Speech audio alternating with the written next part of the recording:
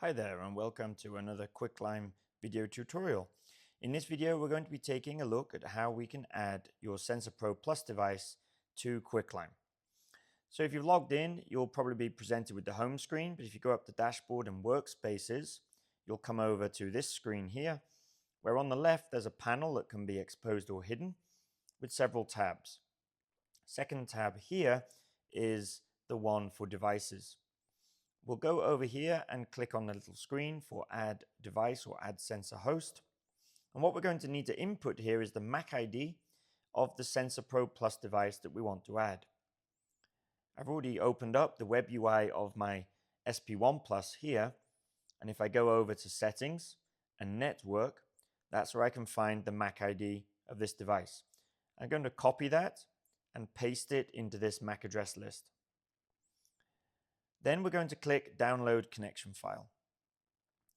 This will download a zip file that we can unzip, and then we go back over to our SP Plus, go to MQTT, Browse, and we upload the JSON connection file with the relevant MAC ID. We'll then click Apply, and we'll enter the admin password for our device to reboot it.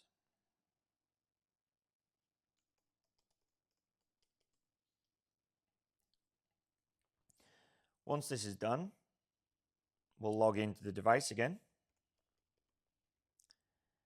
And we go over to the MQTT settings, and you'll find it's now connected. So we'll go back over to Quicklime, and now we'll press Add.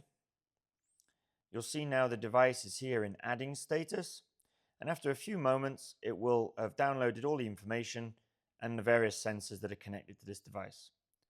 So that's how easy and straightforward it is to actually connect your sensorProbe Plus device into Quicklime.